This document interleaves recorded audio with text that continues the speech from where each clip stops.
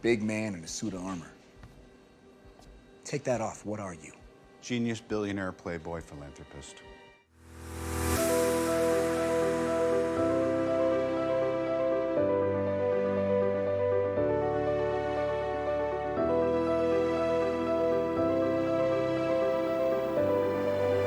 By the time RDJ was selected for the role of Iron Man, he had already had an illustrious career full of ups and downs. And though he was a talented actor, he wasn't considered a marquee name in the film industry, meaning he hadn't yet appeared in what was considered a blockbuster film. Luckily, all that changed with Iron Man.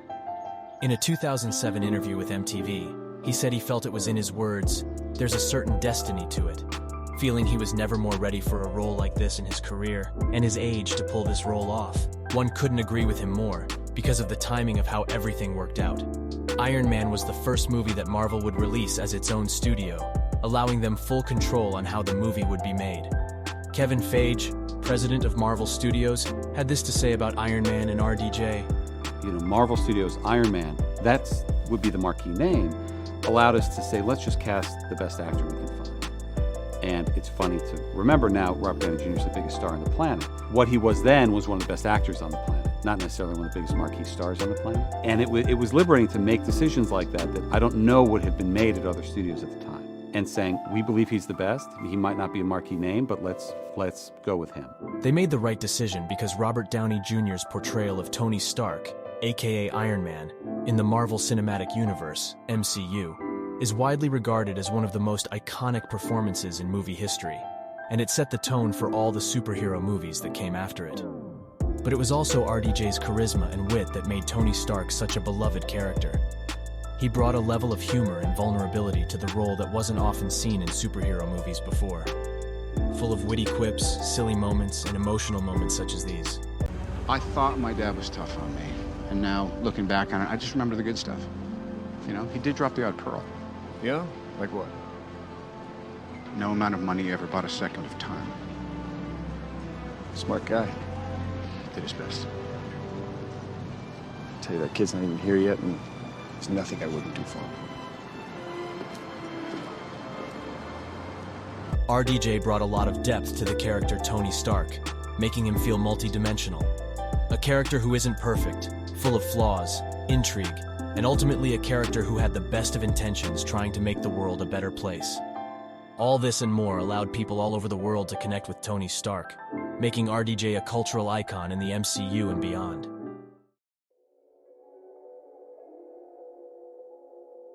Building something great is a collaborative process, and making a movie is no different.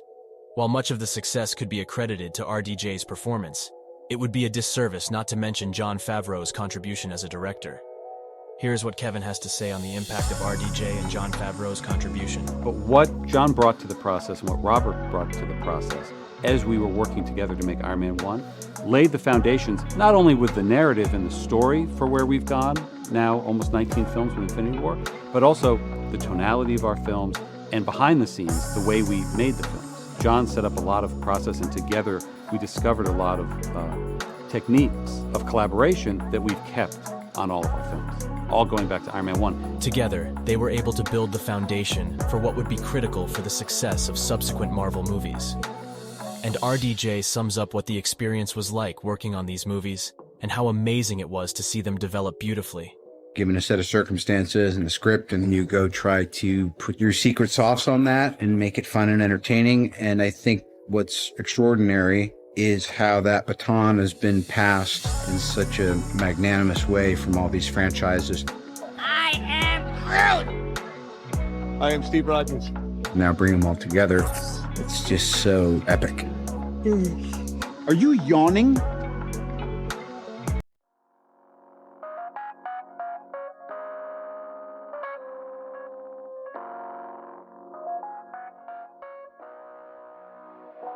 RDJ's impact on superhero movies extends far beyond just the MCU. His performance as Tony Stark paved the way for other actors to bring their own unique interpretations of classic superhero characters. For example, Ryan Reynolds' portrayal of Deadpool is often compared to RDJ's performance as Stark, due to their similar wit and charm. And more recently, Tom Holland's portrayal of Peter Parker / Spider-Man in the MCU has been praised for its humor and relatability, which is reminiscent of RDJ's Tony Stark. But perhaps RDJ's greatest legacy in superhero movies is the way he humanized these larger-than-life characters. Before RDJ's Tony Stark, superhero movies were often criticized for being too formulaic and lacking in emotional depth. RDJ brought a level of authenticity to his performance that made audiences care about Tony Stark as a person, not just as a superhero. However, much like Tony Stark is much more than just Iron Man, RDJ is much more than just this role. RDJ represents resilience, persistence, and power of the human spirit. He shows just because you made some mistakes in the past, that doesn't mean that it defines your future, that you have a gift to offer the world and can make a positive impact. Perhaps RDJ is right. There was a sort of destiny to this role. While we see the character Tony Stark transform from a self-absorbed narcissist to someone who is willing to make heavy sacrifices for his loved ones, we see RDJ transform from an all-but-forgotten troubled actor to a mega superstar adored by millions around the world for his contributions on and off the screen. If there are only two things to take away from RDJ's performance, it's this. Please. It's not about me. It's not about you. It's not even about us. It's about legacy. It's about what we choose to leave behind for future generations. And I am Iron Man.